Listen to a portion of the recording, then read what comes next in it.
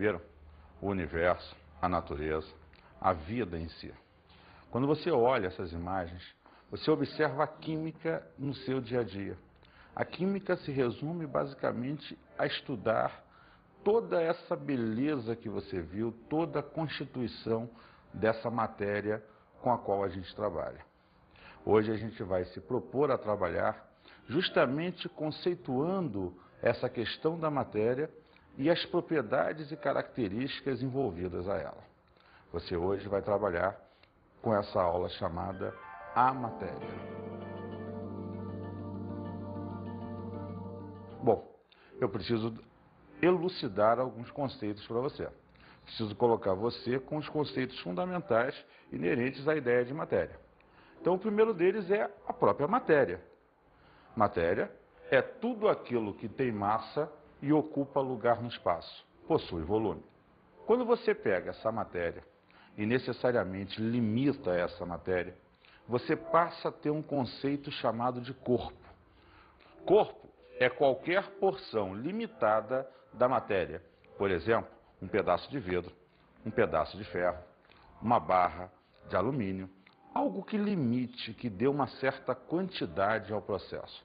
A diferença é a seguinte: eu falo madeira. Madeira é um conceito aberto, pode ser um tronco, uma árvore ou uma floresta. Agora, quando eu falo um pedaço de madeira, eu estou limitando essa matéria. Então, o corpo é um aspecto quantitativo, é um aspecto do limite da matéria.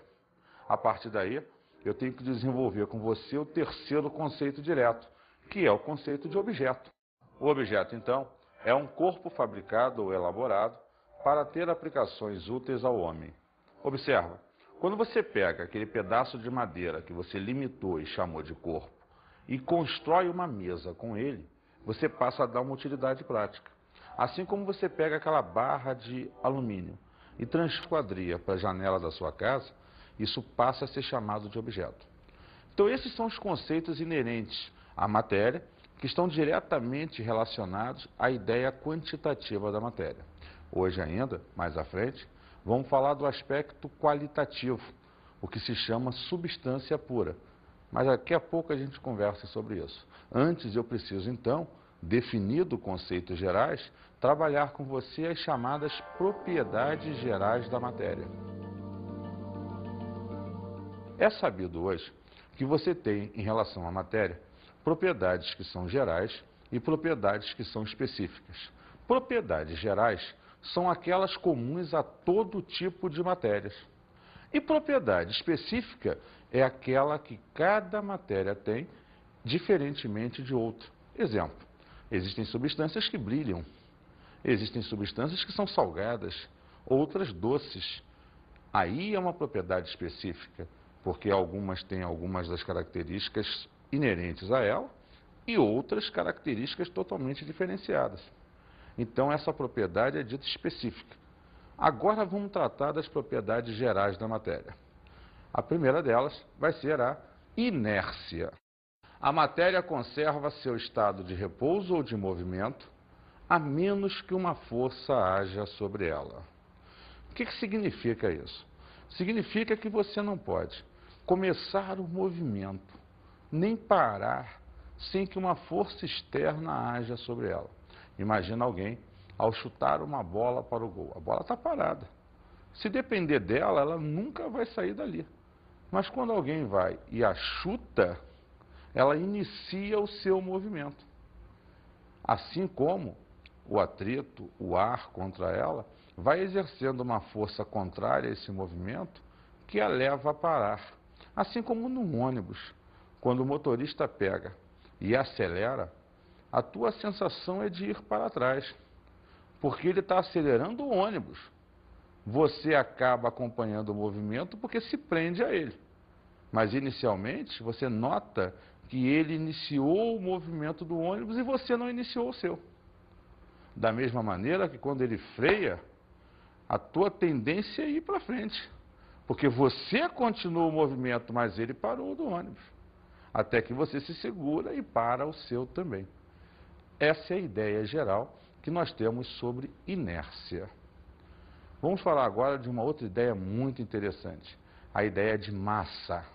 Massa é a quantidade de matéria de um corpo. E observe, se ela está ligada à quantidade de matéria, está ligada ao quanto de moléculas, ao quanto de átomos você tem num determinado objeto. Logo, quanto maior a quantidade de matéria de um corpo, maior a massa que esse corpo vai ter. Observe um exemplo clássico. Nesses dois copos, que a gente costuma dizer está vazio, na verdade eles estão cheios de moléculas de ar. Como as moléculas de ar são gasosas, elas estão mais afastadas. Logo, eu tenho menos moléculas e tenho uma menor quantidade de matéria. Porém, se num deles eu coloco água, eu estou substituindo as moléculas do ar por moléculas de água. Então, eu posso afirmar que nesse copo a quantidade de matéria é muito maior, porque eu tenho agora um número muito maior de moléculas aqui dentro. Se eu pesar os dois, esse adquirirá mais massa. Peso, fisicamente falando, é a atração gravitacional sobre a massa do corpo. Porém, é típico se falar o termo peso envolvido a ideia de massa na química. Mas a gente sabe que massa é a estrita quantidade de matéria do corpo. E peso é a ação da gravidade sobre essa massa. Fisicamente, é dessa forma que é analisado. Só que aqui, por uma questão geral, a palavra peso no popular se confunde um pouco. E a gente vai estar relacionando a ideia de massa apenas. Ok? Vamos lá, a segunda propriedade da matéria. Extensão é o espaço ocupado por um corpo e corresponde ao volume do corpo. Então, a ideia de extensão está diretamente ligada à ideia do volume ocupado por esse corpo. Quanto maior a extensão do corpo, maior o volume ocupado por ele. Essa é uma ideia tranquila e que toda matéria, como ocupa lugar no espaço, tem extensão. Então, ela está inerente ao próprio conceito de matéria. Legal? Impenetrabilidade. Ela diz o seguinte: duas porções de matéria não podem ocupar o mesmo lugar ao mesmo tempo. O que isso quer dizer? Que simultaneamente, no mesmo espaço de tempo, você não pode ter dois corpos, dois pedaços de matéria, seja lá, interpolando-se um ao outro. Eles podem ocupar um momento aqui, tirar, coloca o outro. Mas simultaneamente não é possível. Veja só esse exemplo da bacia. Você tem uma bacia cheia de água e ele coloca a mão dentro dessa bacia. Como a mão não pode ocupar o mesmo lugar que a água, quando a mão penetra na bacia, a água sai pelas bordas. O mesmo volume que a mão passará a ocupar, saiu de água fora da bacia. E aí fica clara essa ideia, ok? Vamos falar de mais uma propriedade. Compressibilidade. É quando a matéria está sofrendo a ação de uma força e o seu volume diminui. Veja o contexto de uma seringa, por exemplo. Você coloca a mãozinha tapando a ponta da seringa e empurra o êmbolo. Ela inicialmente estava cheia de ar. Quando você aplicou uma força no êmbolo, você comprimiu esse ar, é claro que até um ponto, tem uma hora que não dá para comprimir mais a matéria, mas você conseguiu diminuir o volume ocupado por essa matéria. Essa é a ideia da compressibilidade. É a ideia que você consegue, seja para qualquer matéria, diminuir o volume ocupado por ela. Alguns tipos de matéria, como metais, é muito mais difícil, mas é possível ser feito porque em todas elas existe um espaço entre as suas moléculas e átomos que facilita ou que faz com que essa propriedade possa existir. Contrapondo-se a ela, tem uma outra muito interessante, a elasticidade. Na elasticidade, você vai observar que a matéria volta ao volume e à forma iniciais quando cessa a compressão. Veja só, o que a gente percebe nesse fato é o caso contrário ao da compressibilidade. Você comprimiu a matéria, ela está ocupando o menor volume, só que você criou a força. Quando você cessa a ação da força, as moléculas e átomos tendem a voltar ao seu lugar natural. E aí você tem a matéria sofrendo uma elasticidade, um aumento natural do volume que antes fora comprimido. Essa é a ideia de elasticidade do processo. E observe, todas até aqui, mais algumas que vamos discutir, estão relacionadas a qualquer tipo de matéria. Por isso, sempre é bom relembrar, são propriedades gerais dessa matéria. Então, concluindo o conceito geral, a compressibilidade e a elasticidade são propriedades opostas. Uma causa a contração, ou seja, a redução do volume, e a outra causa a expansão, ou seja, o aumento do volume.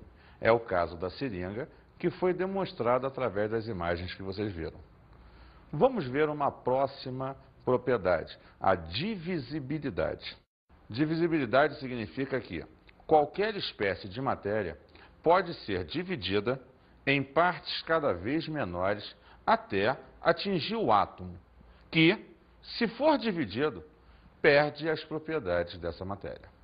Então, Edson, eu posso pegar uma grande árvore, cortar em pedaços, esses pedaços em pedaços menores ainda, e chegar às moléculas que formam essa estrutura. E essas moléculas ainda podem ser divididas em pedaços menores ainda, os átomos. Porém, aí, se houver uma nova divisão, que é possível, este perderá as suas propriedades. Ou seja, dividir você pode o tempo todo, mas no caso da matéria manter as suas características, essa divisão vai até a ideia de átomo. A partir dessa ideia, se você dividir, ela passa a perder as suas propriedades. Vamos ver mais uma. A porosidade significa dizer que toda matéria tem espaços entre as partículas que a constituem, não importa se moléculas, átomos, íons. Logo, a matéria é descontínua, ou seja, existem espaços vazios que você denomina de poros. Esses espaços facilitam para que você tenha aquela questão da compressibilidade. Veja esse exemplo simples. Você tem uma esponja, tem aqui do lado uma bacia com água. Observa os poros dessa esponja, esse espaço vazio ao qual eu estava me referindo. Olha o que eu vou fazer. Vou contrair a esponja, vou colocá-la dentro da bacia com água e vou soltar. Observa que o volume da bacia diminuiu, porque boa parcela da água ocupou os espaços vazios que existiam na esponja, os poros. Com isso, você percebe mais facilmente a existência desses poros. Vamos ver então a próxima propriedade. Indestrutibilidade. Nosso velho papai Lavoisier. Lembra? Na natureza nada se cria, nada se perde. Tudo é transformado. É o consenso dessa propriedade. Vem comigo. A matéria não pode ser criada nem destruída, apenas transformada. É a base do conceito de Lavoisier. Você pode pegar átomos, reorganizá-los, eles vão se transformar numa outra coisa, mas não vão deixar de existir. Você vê esse caso, um pedaço de madeira. Você bota fogo nesse pedaço de madeira, ele vai virar cinza, vai produzir fumaça, ou seja, ele produziu substâncias gasosas, ele produziu restos, que são diferentes da madeira que eu tinha antes. Mas eu não destruí a matéria. Eu apenas reorganizei os átomos que antes estavam formando essa dita madeira e agora estão formando outros tipos de substâncias. Então, você não pode destruí-la, apenas transformá-las. Isso vai ser o gancho certo nas próximas aulas sobre as reações químicas que transformam a matéria em outros tipos de matérias diferentes das que você tinha no início. Legal? Vamos ver agora as propriedades específicas da matéria. É interessante você perceber que até aqui nós havíamos falado das propriedades gerais, comuns a todo tipo de matéria. Agora a gente vai trabalhar a questão específica, que muda de substância para substância, ou melhor, que muitas vezes é definida de forma diferente em cada substância. São características que permitem a identificação da substância porque são próprias dela. As propriedades específicas são divididas em três grandes grupos: as propriedades organolépticas, as propriedades físicas, também denominadas critérios de pureza, e as propriedades químicas, que melhor falaremos a partir de agora. Propriedades organolépticas são percebidas pelos nossos órgãos dos sentidos, ou seja, são aquelas que impressionam os órgãos do sentido. A cor, o sabor, o brilho e o odor são alguns exemplos disso. Propriedades físicas. Nesse caso, você vai ver um conjunto de propriedades que, mais do que definem a estrutura de uma substância, elas são chamadas de critérios de pureza, porque elas determinam o quão pura é essa substância. No momento que uma dessas propriedades está alterada, determina-se que naquela substância tem algum tipo de impureza, ou seja, tem uma outra misturada. Então, as propriedades físicas são muito importantes porque elas vão definir o que vamos chamar de critérios de pureza. Vem comigo. Ponto de fusão, ponto de ebulição, condutibilidade, solubilidade, dureza, calor específico, densidade. Todas, então, são propriedades específicas da matéria e físicas, como nós conversamos antes. Vamos puxar em especial uma que é muito interessante falar, a densidade. Densidade, representada pela letra D, é sempre igual a uma razão entre a massa e o volume de um corpo, de uma solução, de uma substância. Depende de quem você está avaliando essa densidade. Agora, o mais interessante de se observar é que, dado até por aquela razão, que a densidade e a massa são diretamente proporcionais. Quer dizer que quanto maior a massa de um corpo, maior a sua densidade. E se maior é a sua densidade, maior é a quantidade de moléculas que eu tenho por unidade de volume. Significa que ela fica pesada. Por outro lado, densidade e volume são inversamente proporcionais, o que significa dizer que se o volume aumenta, a densidade tende a diminuir. Se a densidade aumenta, o volume é que diminui. Isso mantendo a outra variável sempre constante. Então é importante essas relações, porque existem dois tipos de problemas sobre densidade. Aqueles que são de cálculo da densidade e você aplica a fórmula, e aqueles que são de raciocínio. Vou pegar essa tampinha, uma tampa plástica, e vou adicionar ao primeiro frasco. Observe que essa tampa flutua. Por quê? Porque a densidade da tampa é menor que a densidade da água. Como ela é mais leve, ela flutua. Mas se eu pegar a moeda e adicionar a água, ela foi direto ao fundo. Por quê? A densidade da moeda é muito maior que a densidade da água. Então, ela afunda na presença da água. E por aí você observa o que flutua e o que o afunda dentro das características ligadas à densidade. Vamos ver um exemplo agora na aplicação do cálculo da densidade. Sabe-se que 3 centímetros cúbicos de sal tem 6,48 gramas de massa e que 5 centímetros cúbicos de açúcar tem massa igual a 7,95 gramas. Perceba que ele deu o volume do sal, o volume do açúcar e a massa das duas substâncias. Que ele pergunta, qual dessas substâncias é a mais densa? Então veja só, o que eu tenho que fazer? Determinar a densidade da primeira substância, determinar a densidade da segunda substância. A partir daí, quem tem a maior densidade, com certeza será mais densa que a outra. Vamos ver então. Para o sal, temos densidade, é a massa de sal sobre o volume de sal. Como a massa fornecida foi 6,48 e o volume fornecido 3 centímetros cúbicos, quando você pega essa massa e divide por esse volume, você obtém 2,16 gramas por centímetro cúbico, unidade da densidade. Vamos ver para o açúcar. Densidade do açúcar é a massa de açúcar sobre o volume ocupado pelo mesmo. Então, a massa de açúcar fornecida foi 7,95 gramas. O volume fornecido foi 5 centímetros cúbicos. Quando eu pego a sua massa e divido pelo seu volume, eu obtenho 1,59 gramas por centímetro cúbico. Então, em comparação, a densidade do sal é maior que a densidade do açúcar. É muito importante para a gente associar para você a importância da densidade. Ela é um dos conceitos mais aplicados em questões de vestibular e em questões nos concursos gerais no Brasil inteiro. Você tem questões no Sul, tem questões no Sudeste, Centro-Oeste, Nordeste. Você vê, em geral, questões associando a ideia da densidade. Isso é extremamente importante. Vamos avaliar agora as propriedades químicas da matéria.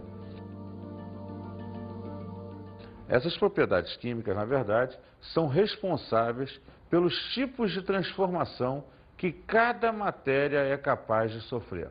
Ou seja, são aquelas que alteram a estrutura da matéria. Por exemplo, a fermentação, a combustão. Todas essas citadas geram novas substâncias a partir das que eu tinha inicialmente. Isso é uma característica que as propriedades químicas têm. Ao longo das reações químicas e outras aulas, avaliaremos esse processo mais profundamente. Ok? De que é feita a matéria? A matéria, basicamente, é feita por um conjunto de moléculas, átomos, e a partir daí eu tenho um aspecto quantitativo a ser avaliado por você. Por quê? Se a base estrutural da matéria é uma junção de átomos, e eu tenho na natureza uma série de átomos diferentes, esses átomos que vão passar a se ligar por uma necessidade de atingir a estabilidade podem ser iguais ou diferentes. Não importa. O importante é que eles atinjam a sua estabilidade. Sendo assim, eles vão formar, ao se ligar, moléculas e estas vão gerar as substâncias puras. Mas o que é a substância pura? É o conjunto de moléculas quimicamente iguais. Ou seja, os átomos se juntam, geram moléculas, moléculas passam a representar, quando quimicamente iguais, uma substância pura. Vamos ver alguns exemplos.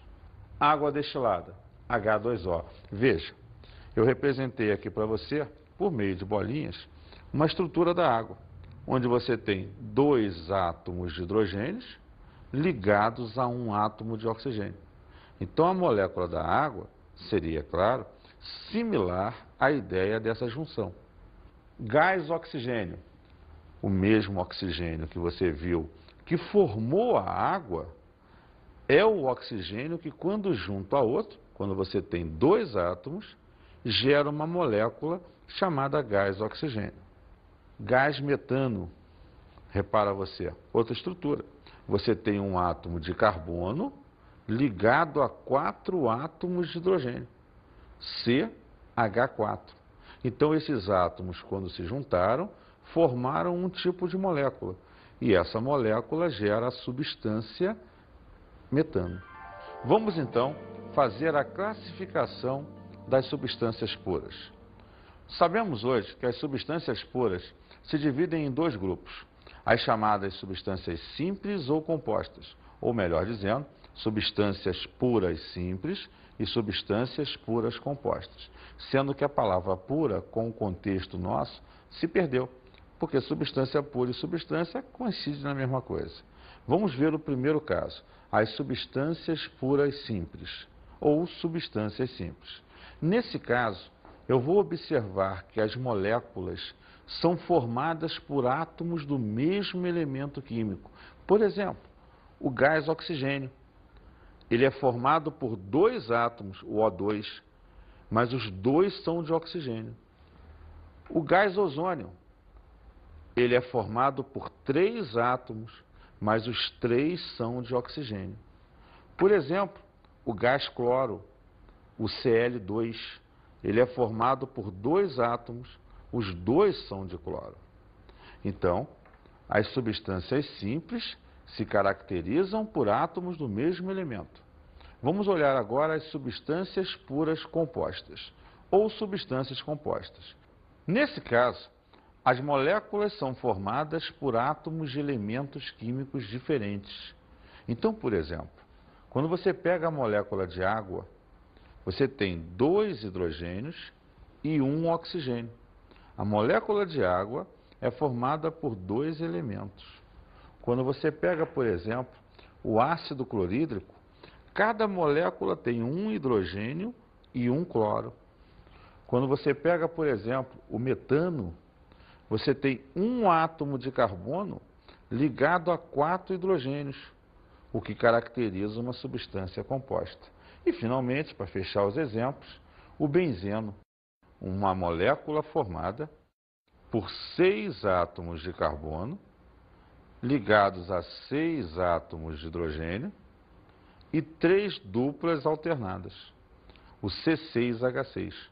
Mais uma vez, uma substância composta, porque ela é formada de elementos diferentes.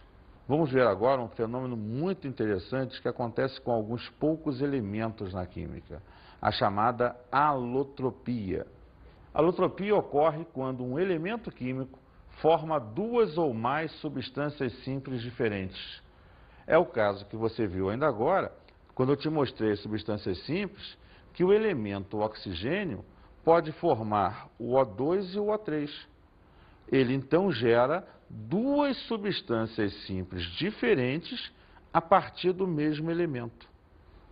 Outro caso interessante é o do carbono, que gera para você o diamante e o grafite. Estruturas atômicas diferentes, arrumação de átomos diferentes, mas formadas pelo mesmo elemento, o elemento carbono. E para finalizar esse processo, é importante observar que quando você junta as substâncias, forma a mistura. As misturas são formadas por 2 ou mais substâncias puras que mantêm as suas propriedades. Então, essas substâncias são chamadas de componentes da mistura. Então, você juntou 2 ou mais substâncias, terá sempre a ideia de uma mistura, desde que as substâncias que você juntou mantenham as suas propriedades. Vamos ver 2 exemplos. Água e álcool, água e óleo. Tipicamente, você vai ter aqui a visão da classificação das misturas, que podem ser misturas homogêneas ou misturas heterogêneas. Vamos falar primeiro das misturas homogêneas. Mistura homogênea é quando 2 ou mais substâncias se dissolvem uma nas outras, formando uma única fase, uma única porção. É o caso da água e do álcool, da água e do sal. Já a mistura heterogênea é aquela na qual as substâncias não se dissolvem, originando então 2 ou mais fases, como água e óleo, areia e água e gasolina. São casos em que substâncias não se dissolvem uma nas outras. E vamos finalizar falando sobre a energia. Energia é a coisa mais importante e vital desse universo. A energia total desse universo foi desenvolvida no momento da sua criação, primeiro princípio da termodinâmica. E essa energia se transforma uma na outra e vive a nosso redor e em nós para que todo e tudo funcione quimicamente falando, fisicamente falando, mudanças de estado físico, transformações da matéria, características gerais. Por definição, energia é a capacidade de realizar trabalho. É tudo que pode modificar a matéria. É também tudo que pode provocar ou anular movimentos e causar deformações. Vamos então agora às nossas dicas de estudo.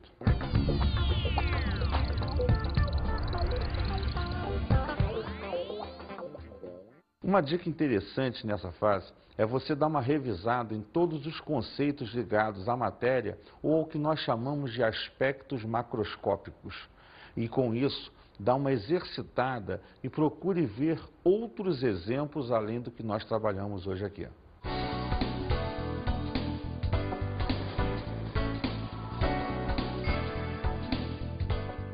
Na aula de hoje falamos sobre a matéria. Lembre-se que matéria, sob o ponto de vista quantitativo, se divide em corpo e objeto. Sob o ponto de vista qualitativo, trabalhamos a ideia das substâncias. Observamos as propriedades da matéria. Que, como vimos, podem ser propriedades gerais, comuns a todo tipo de matéria, ou propriedades específicas, que são determinadas para cada tipo de matéria. E estudamos as substâncias puras. Sabemos hoje que as substâncias são conjuntos de moléculas formadas pela junção de átomos, e elas podem ser substâncias simples, quando formadas por átomos do mesmo elemento, e substâncias compostas, quando formadas por átomos de elementos diferentes. E só para lembrar, quando juntamos as substâncias, geramos as misturas. Bons estudos!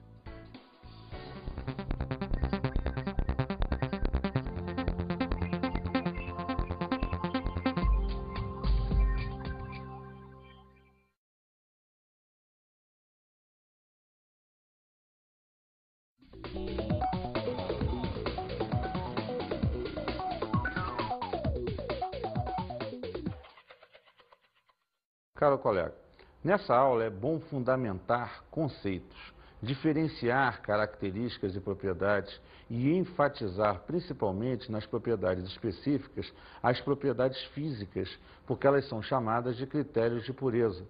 Se você puder, para enriquecer a aula, leve modelos atômicos como esses, que são visuais, tornam a aula mais dinâmica e com isso o teu aluno pode se aproximar mais desse dia a dia, dessa realidade, visualizando a ideia de moléculas e átomos.